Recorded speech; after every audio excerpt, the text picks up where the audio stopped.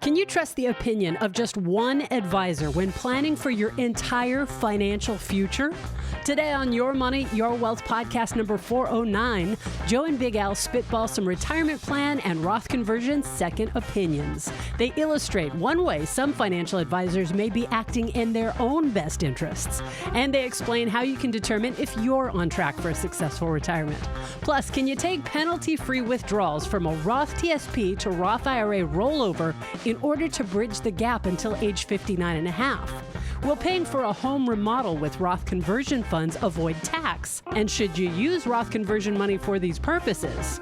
Visit yourmoneyyourwealth.com and click Ask Joe and Big Al on air to send in your money questions. I'm producer Andy Last, and here are the hosts of Your Money, Your Wealth, Joe Anderson, CFP, and Big Al Clopine, CPA. All right, we got Ken. He writes in from Fremont, California. He goes, "Hey, Joe, Al, Andy, both my wife and I will retire within the next 12 months. And I appreciate your thoughts on the type of analysis we've done to determine our readiness for retirement and leaving our jobs. I have access to planning tools in no-cost consultation with an intelligent and attentive CFP." Okay, well, that's good. Oh, he's probably really handsome or beautiful. Yeah, when I first saw that, that's what I thought, intelligent and attractive. But then I saw, oh, attentive. Okay. Via my employer plan administrator. All right. Using a software tool, Money Guide Pro, we've considered our overall net worth, expected income sources, plugged in projected basic living expenses, and added some one-time and discretionary expenses for things like roof replacement, new car purchase, and annual travel. The plan provides details on a 30-year cash flow and accounts for inflation and COLA adjustments where applicable. My CFP, okay, who is intelligent and very attentive, and free, right? No cost. My CFP has also discussed our investments in retirement portfolio asset allocation with us. Our broadly diversified and somewhat conservative mix of stocks, bonds, cash is included in the Monte Carlo analysis that the plan includes. I feel the plan is much more than a Monte Carlo analysis, as it includes a full cash flow in considering things like RMD, Social Security, and taxes. Each time we have updated the plan over the last few years, it indicates that we have very high likelihood of achieving our retirement spending goals. But this is really decision time for us. Do you think we can trust this level of analysis and say goodbye to our employers in 2023? Might be missing anything by just leaning on our financial goal plan in consultation with our very attractive, attentive, and beautiful CFP. Now getting a picture. Can't you just see that, CFP? I can. Thank you for your insights. Still driving my 2017 Volkswagen Golf Alltrack. Oh, okay. When I can load up Charlie, our golden retriever, and head out to the Creek Trail, followed by a Trumer Pilsner brewed in nearby Berkeley, California. All right, Very cool. Thanks, Ken. I think he's nervous. I think there's two sides of retirement. There is the financial side, and then there's the emotional side. Right. And Ken is having a hard time with the emotional side because it sounds like this very good, attractive, beautiful CFP has really helped Ken out in the number side of things. Well, and the numbers seem to all work out, right? So it seems we don't know. We don't have any details, so we can't really. We haven't seen the analysis. We can't tell you whether it's good or not. I mean, it's as good as the assumptions that you put into it, right? But assuming that the assumptions are right and you're conservative on your portfolio, conservative on your rates of return, have a, kind of an aggressive inflation rate, right? And if you think you're okay, you probably are. But you're right. I mean, some of this is just now, I'm not going to have a paycheck anymore. And then it's like, this kind of feels rough. I'm not used to that. And so is this really going to work? Right. I think Ken is used to saving money versus spending his money. Right. And then it's like, okay, well, here, this is a serious time. The wife and I are going to leave our jobs, leave our paychecks behind, and now we got to create our own paychecks from the overall portfolio. And man, what am I going to do? How am I going to spend my time? Where's my purpose and everything else? So retirement is not all about the dollars and cents. It's all about figuring out what the next, 20, 30 years is going to look like for you. Filling your time, having a reason to get up, right? All these important things, right? So you want to have your relationships, your under control, your hobbies, your volunteering, whatever it may be. You want to make sure you got that thought out. I'll say one more thing. Anytime you get a really great plan, it looks like this is probably a great plan, you might just do a back of the envelope test here, right? Which is take a look at your spending and subtract out your fixed income, like Social Security and pension, and see what your shortfall is. See what you need from your investments on an annual basis and divide that number into your total liquid assets. And if it's under 4%, assuming you're in your middle 60s, then you're probably okay. That's just kind of a back of the envelope check on these things, because sometimes in analysis like this, you get so far into the weeds, there could be one little mistake that you didn't even catch that has a huge magnitude. Yeah, without if one assumption's off, yeah, this whole plan could look awesome, right? And then you just fix the one assumption, and all of a sudden you run out of money at like 68. Right.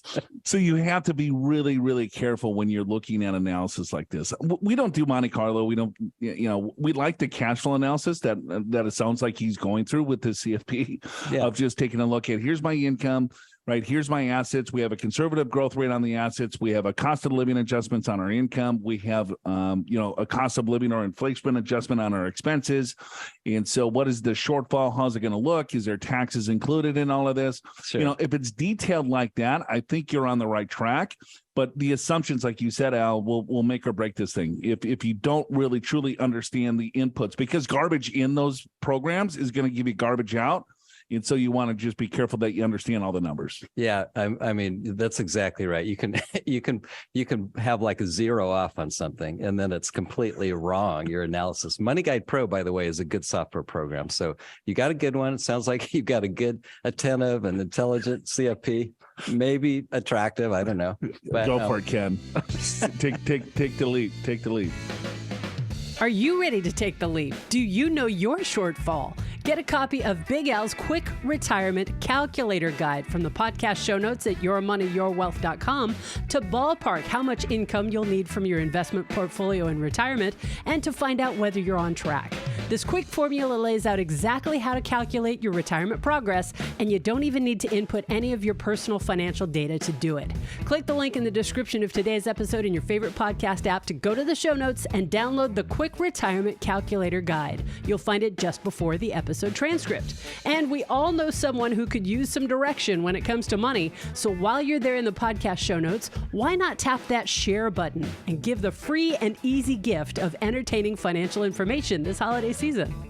All right, let's go to Rob from Virginia. Team, thank you again for a great show in the humor in how you answer these questions. Humorous. Are we? I thought they were factual. Well, why not both? I guess we laugh sometimes. I guess. Maybe we think it's funny. I don't know if anyone else does. I have a question about my Roth IRA and Roth TSP. And it has nothing to do with the Megatron or backdoor. Okay, well, thank you for that. I've had my Roth IRA for 15 years and began funding the Roth side of my TSP 5 years ago. I intend to transfer the Roth portion of the TSP to my Roth IRA whenever I decide to retire from the military. With that in mind, will all the contributions I've made from my Roth TSP over the years be counted as contributions in my Roth IRA? Or would the entire value of the Roth TSP count as the contribution when it transferred to my Roth IRA? Is there some other rules that I'm missing? I understand that Roth IRA contributions can always be accessed without penalty, and that contributions are considered to be the first portion withdrawn from the account. What I don't understand is how or if that would change once another retirement plan, such as the Roth TSP, is brought over. I'm trying to keep track of how much of my Roth money can be assessed without penalty to use as a potential bridge from my late 50s to 59 and a half. Okay. I drive a 2020 Camry. I like a good old fashioned when cocktails are on the menu, or Bud Light from those magnificent blue cans when out on the course. Cheers, Rob from Virginia. All right, Rob. Well, thank you for your service. There's got to be a better way. We will answer your question, but I would not want you to tap into the Roth IRA as your bridge account if you're going to retire from your late 50s to 59 and a half. Yeah. You're too young to start tapping into the tax-free dollars, right? You want to make sure that that's going to be your pool of money that you can really control your taxes long-term. He's been in the military for a while. I'm guessing he's going to have a pension. I'm guessing he's done a good job saving into his TSP plan. So tax diversification is going to be key for him. So taking the money from that, I just don't think is probably the right answer. But yeah, 100% agree. Because here's how you want to think about it is you are going to have a pension, right? So maybe that's not going to cover all your expenses, and that's okay. Maybe you have other retirement accounts, but the Roth, ideally you want to keep your Roth for later on. So you have your pension, you have what other kind of fixed income, maybe Social Security, maybe whatever. You'll have some pension, IRA money, that sort of thing that comes to you is taxable. So you're kind of going along at a certain level. You're trying to stay out of higher brackets. And the way that you do that is you take only so much from taxable accounts and you take the rest out of Roth. And if you use it all up in that, or mostly up in that 10-year period, you've really kind of blown your chance to be in a great tax bracket the rest of your life. So here's the answer. So he's talking about a 5-year clock in regards to the overall Roth, in that contributions can be taken out without any taxes because you've already paid the tax on it. If you roll your Roth TSP into your Roth IRA, the entire amount is not your contribution. Just your contributions are going to count as contributions. Right. Because you have growth on your contributions that were in the Roth TSP. So you're going to, you might even want to roll it into a different Roth IRA. No, you don't want to do that either if you're going to take the money out, because then that's going to blow up your 5-year clock. And so it's going to be pretty hard for the IRS really to track everything. So you're going to roll it in. Your contributions of the TSP is going to count as contributions. Your contributions for the Roth IRA is going to be FIFO tax free, and you can take that money out without any taxes. But I would really want to look at this to figure out a different solution for you. Yeah. Because at 55, you could take money from your, 401k plan, in this case, your TSP plan, without any penalties. So I would probably do that before I tap into the Roth, because or you could do a 72T tax election. Yeah. That could bridge the gap if you want to retire, let's say at 58 and you just want a few years.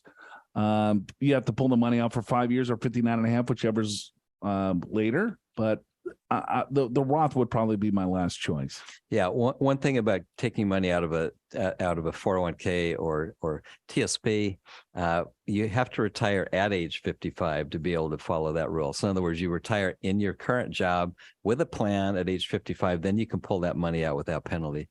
But yeah, no, that's yeah, I would much rather have you use other sources of funds, or gosh, maybe even get a little part-time job. Try to guard that Roth. It's hard to get that money in, and you want to let it grow and be accessible for the rest of your life. Yeah, but if worst comes to worst, if that's why you did this, yeah, you can still have access to the contributions, but the entire amount of the Roth TSP is not considered a contribution. We're going to Sarasota, Florida here, Big Al. Okay, let's do it. We got Brad. He goes, hello, Joe, or hello, Al, Joe, and Andy. Love your podcast. You guys are funny, informative, and always entertaining. I never miss an episode. My wife and I are both retired, 63 years old, and moved to Florida from Connecticut about 3 years ago. We love CT, but we're not missing the winters or the taxes. Right. Oh, my goodness. I'll be like, I'm not missing the winters. The winters suck. Cold. We drive a 2019 Ford Fusion hybrid, which we like very much. All right.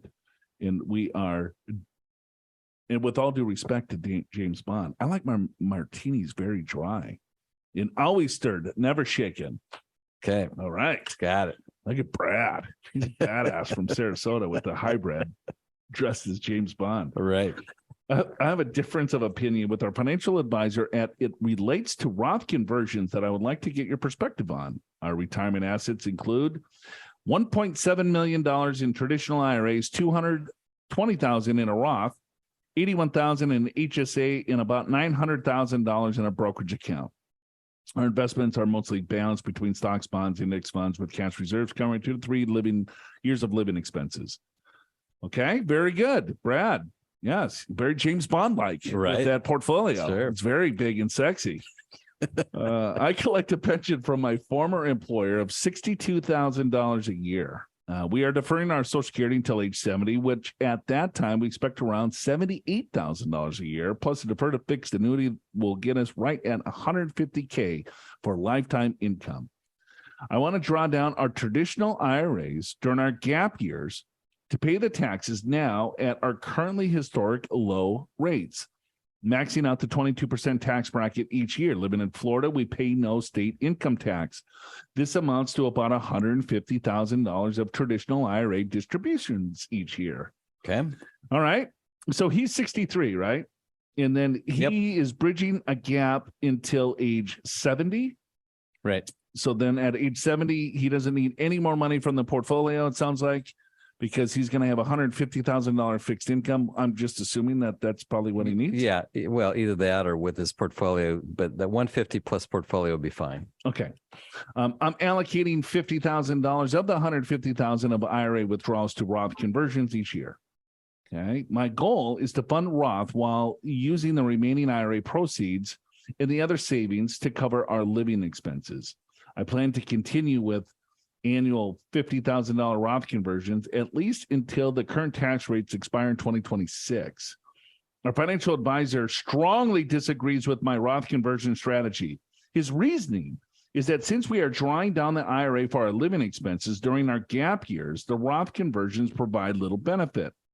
By the time we are required to take RMDs, the IRA will be depleted to the point that the RMD tax will be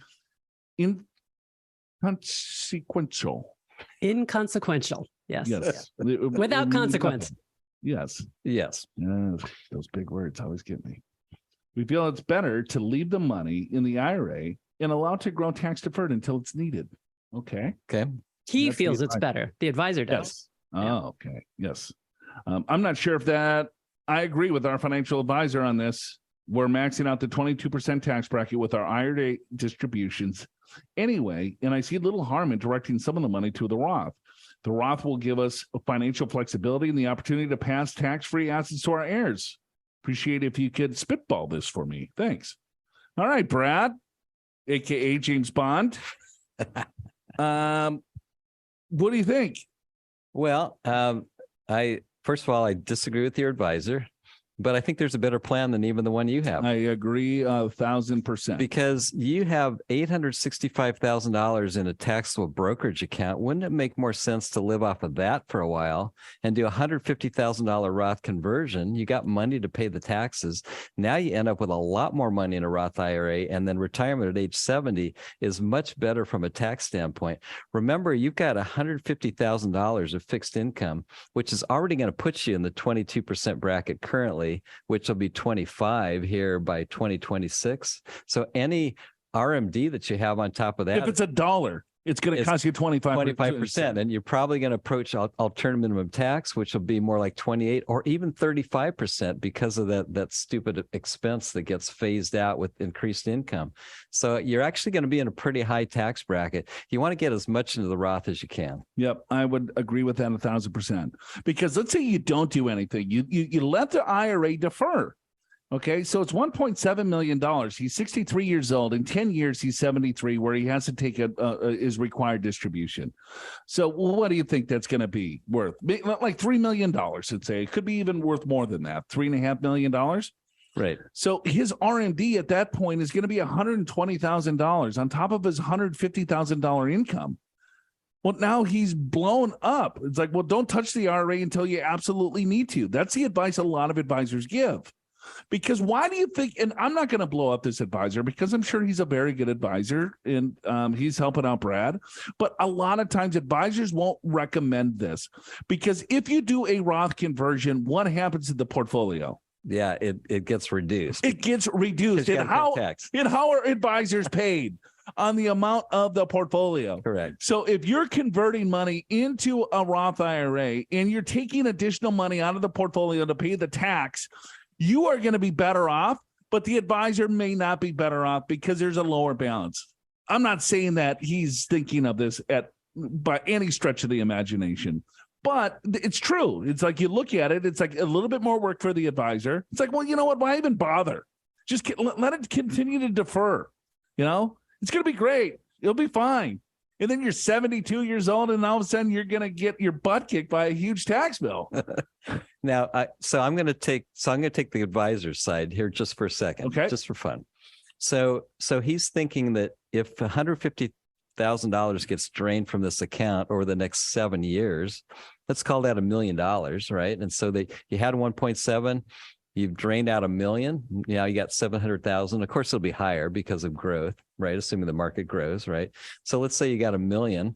So, or maybe a little more, but let's just say $1 million. But even $1 million, that's at a 4% RMD rate, which is roughly what it is in the first year. That's a $40,000 additional income that sits on top of your $150,000 that you already have, right? Not to mention whatever kind of income you have from your brokerage account. So you're probably going to be in alternative minimum taxes with the old tax rates coming back, although you live in Florida, so maybe not. But anyway, you're going to be 25 to 28%, potentially even 35%, and versus right now 22. That's I would do the conversions all day long, or blow them out and do the $50,000 conversion. Who cares? I mean, if you do $50,000 conversion over the next 10 years, that's a lot of money sitting in the Roth that will compound tax-free forever. So why would that be a waste of time? Right? I mean, let me do some quick. So over 8 years, so let's say he does $50,000 over 8 years. All right. And then let's say the market grows at 6%. Now he's got $524,000 sitting in the Roth IRA, and he is going to be 70 years old. Right. On top of what he starts with, which is 200, which will grow also. Right. So let's call it $800,000 sitting in a Roth. Right. And, so let's say then that grows for another 25 years at 6%. Right. So that's a couple $1 million compounding 100% tax free. Right. No, that's not worth it. Don't do it. It's peanuts. I mean, what does this advisor advise on? You know, just billion-dollar families? Come on. So I don't know. I'm sure he's a really good guy. Got Cynthia. What? In Edmonds, and her zip code is 98026. She put for us. So she put as her location Edmonds 98026. Did she want us to share that with the world? That's what she put as her location. Is that in Washington? I believe so. I think Edmonds is Washington, yes. I thought it was like Cynthia Edmonds that lived at that zip code. Yeah, like she thought it was like 90210. All right. I am 64, still working as an engineer. I'm remodeling my home before I retire. I borrowed some of the funds I needed using a fixed HELOC, home equity line of credit. My plan is to work to pay that off before I retire in 4 years or so. I am short of funds to complete the project. I don't want to borrow any more money, so here's my question. Okay. I have been strategically moving funds in my 401k to a Roth fund in the plan. What is up with these people wanting to take their Roth money? Yeah, for a home remodel or to bridge the gap. Come on, Cynthia. I've been careful not to transfer more than would bump me up to the highest tax bracket. If I withdraw those funds from the Roth to finish my project, will this avoid tax? Or should I assume I will need to pay tax on the withdrawal and my normal rate? No, you're 64 years old. Okay. So you have been moving money from your IRA to your Roth account. You paid the tax on that money. And so that money is yours tax-free as long as you've had the Roth IRA for over 5 years. You're 64. So anything that you put in as a contribution, you have access to without any taxes or penalties. But don't do it. Find another way. Take another loan out. Right? Yeah, that's what I would do. I would just take a little bit more out of the HELOC. And so if you have a little balance when you retire, that's okay. It's not the end of the world, but guard your Roth. Yeah, who cares? Take a HELOC. Think of it like this. You paid, she said the highest brackets. So you paid 37% to get the money into a Roth IRA.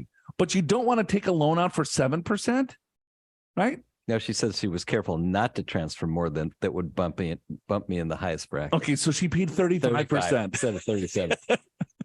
So she paid 35% in tax, right? I'd much rather give it to the IRS than pay a little interest. I get it. No, but a lot of people don't like debt, and they don't want to see it on their balance sheet, and they're like, I want to be rid of this. I don't want to have anything hanging over my head, and blah, blah, blah, blah, blah. But guess what? You have something hanging over your head. It's taxes, right? If you have a retirement account, that's like a huge ass mortgage on your retirement account, because all of that money is not yours. And when you pull the money out, it's a lot of more interest that you're paying the IRS than you would if you took a little bit more of a HELOC out to finish your home, project. So in this case, spitballing here, we're not giving advice. That's something that we do not do on this show. But I would take a HELOC. 100% agree. All right. We agree today. Okay. 'Tis the season. To agree? Yeah. That's the Christmas present to the listeners. Joe and Al agree.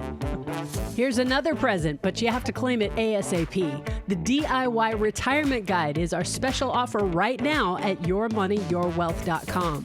This free 48-page guide has steps to understanding and planning your retirement income, strategies for choosing a tax-efficient distribution method, tips on preparing for the unexpected, and much more. Now, all our other guides are always available in the financial resources section of our website, but the DIY Retirement Guide is only available for the next few days. Click the link in the description of today's episode in your favorite podcast app, go to the show notes, and download the DIY Retirement Guide by this Friday, December 23rd, 2022. After that, it's gone. I'm really not excited about this next question here, Big Al. It's a little bit more than 2 pages. Yeah, and it's and then when people try to be like cute and funny in their emails, and I'm not a very good reader. And there's no capital letters and not too many periods. So good luck. Good luck on this one. And I'm just going to read it how they wrote it. And, sometimes we get in trouble for doing that. Right. It's not my fault that people don't know how to write a standard email. I suppose we have to fix it up and fine tune it and put grammar in it. Well, I don't know, but we do prefer when it's a page or less.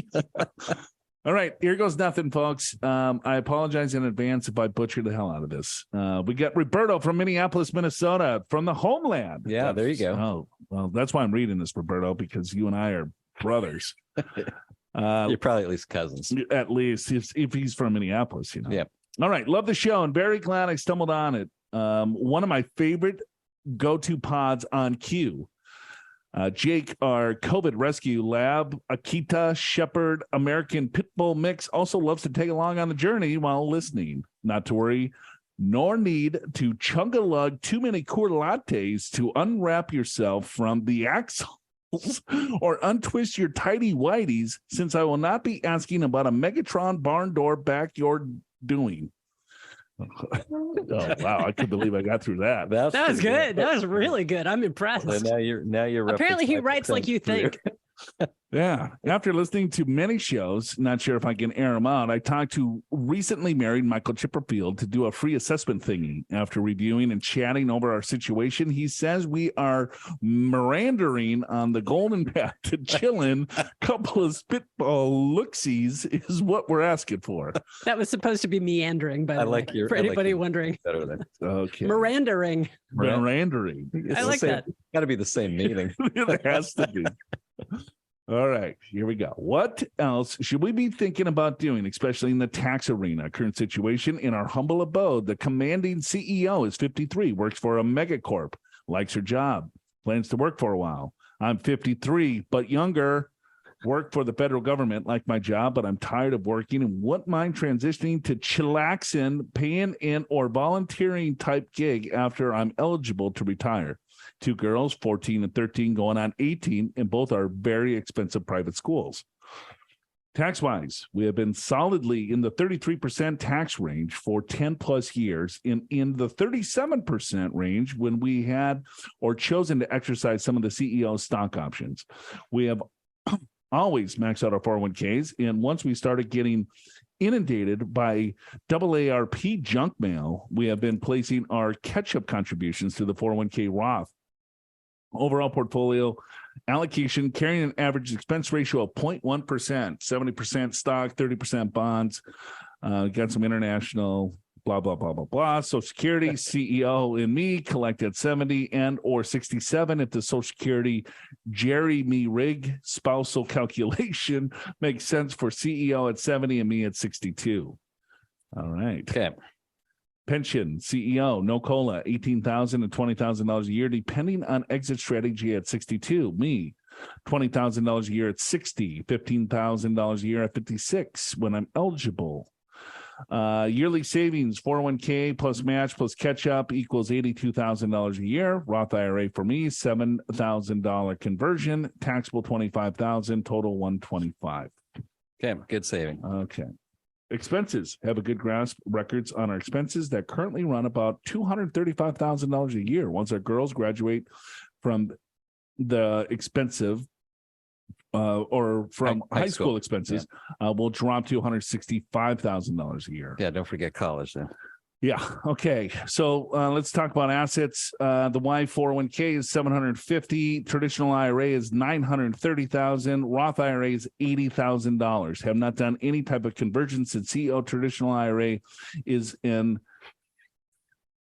amalgamation of rollovers, crossovers, transfers, etc. in figuring out pro rata would probably cause us to drink more.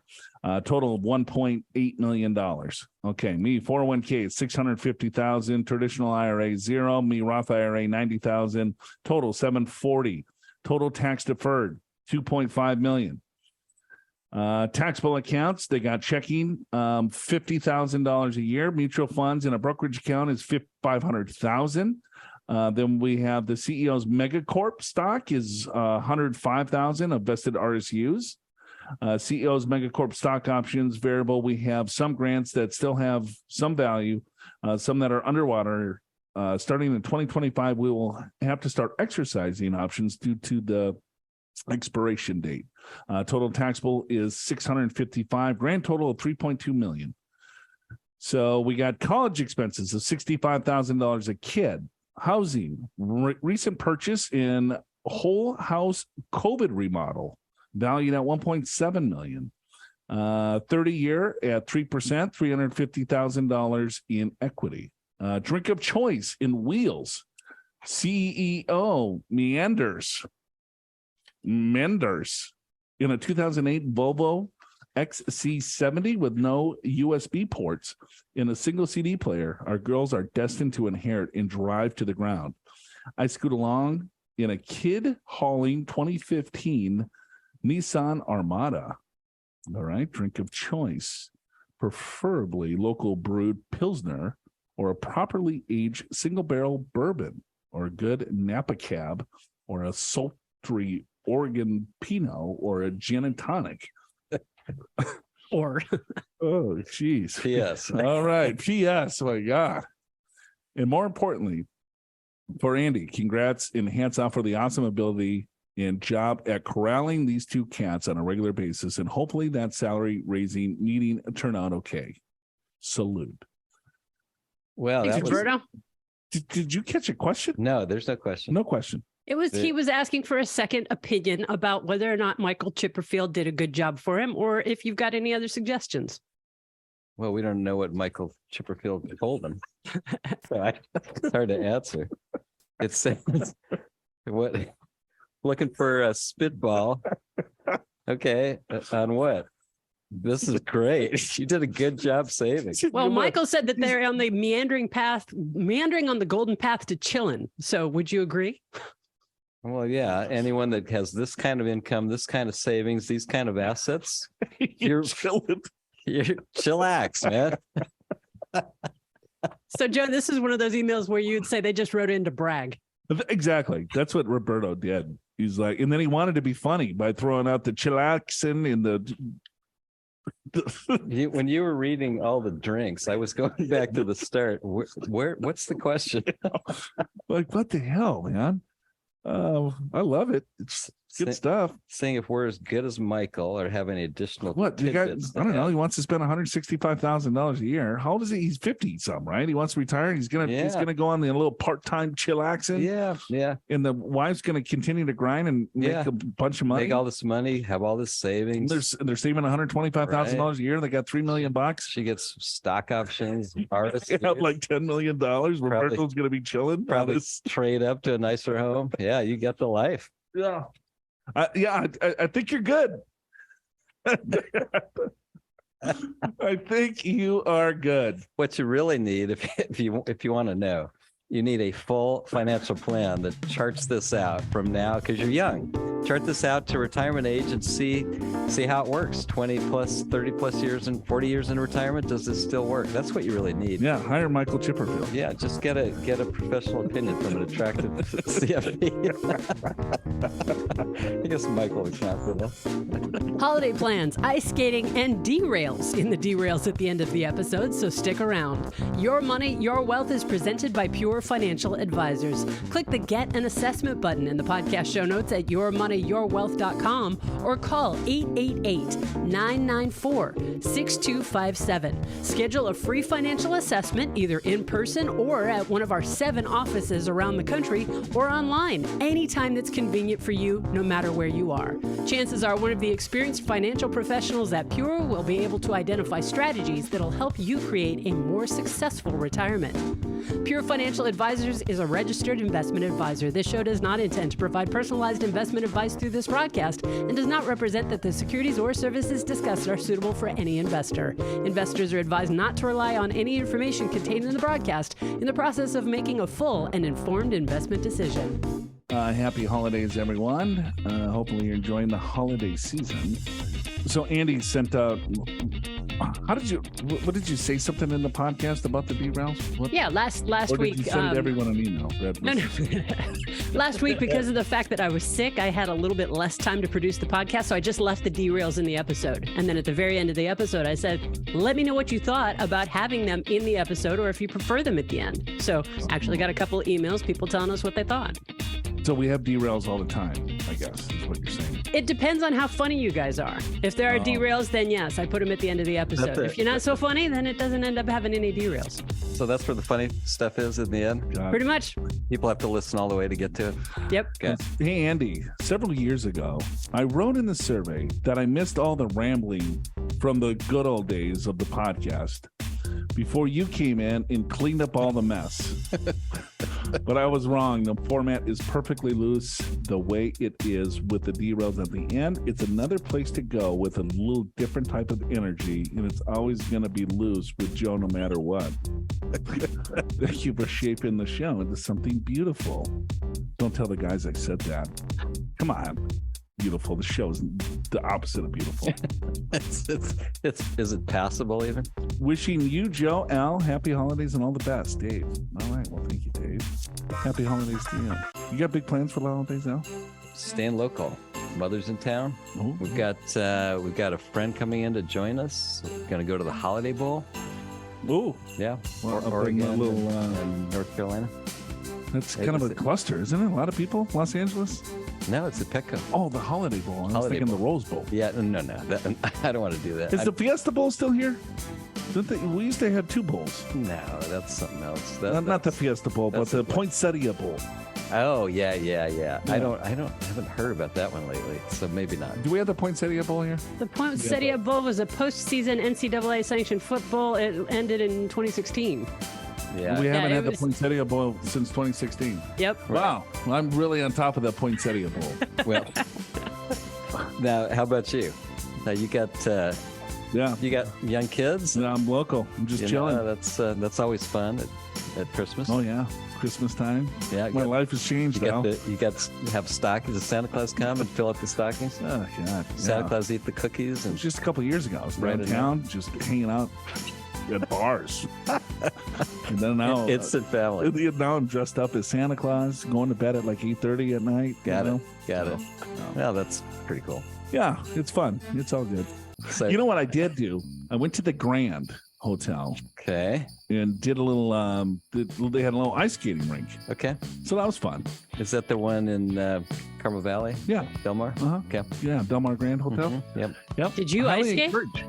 No, I did not. They had there was areas. I would pay to see that. It was really good areas for children, and then Yeah. there was good areas for adults. Okay. So they had these like little cabanas around the ice rink, and then you could order cocktails and Okay. you could, just kind of hang out outside. They had a live band. Yeah.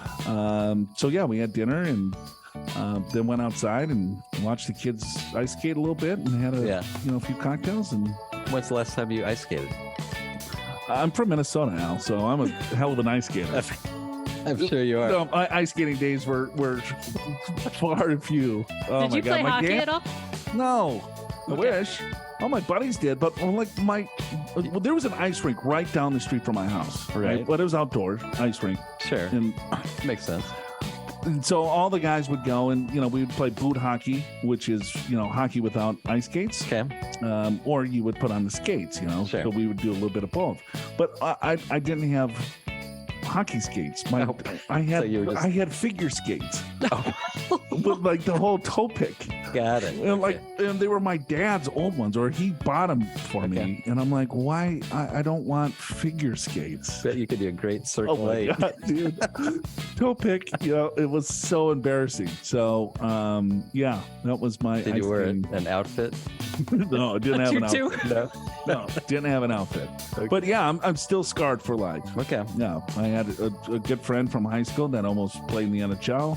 I hung Okay. out with his buddies, and Yeah. a few of them Could've been you. Yeah, got in the show. I'm a bigger guy. Yeah, you- 6'4", 220 pounds. You would have been imposing on the ice. Yeah, I would have been a killer. Got to get right in the net and knock it right over. Just see it now. Yeah, but no, my dad kind of blew that up with the figure skates. I did go ice skating at the Hotel Del in Coronado. That was maybe 3-4 years ago. Something I like thought that was for kids. that. You're the only adult. I- You're just chasing the kids. I was older by 60 years from years. Oh my God, mommy, daddy, who's that creepy old man? It's kidding. He keeps talking Well, about taxes. It's so weird. That's right. How's your 401k? It's invested right. Tell your parents to do a Roth conversion. Don't spend the Roth money, guard the Roth. I got a lot of word shares. Oh my God, we're gonna end with that. Happy holidays, everyone. Show's called Your Money, Your Wealth.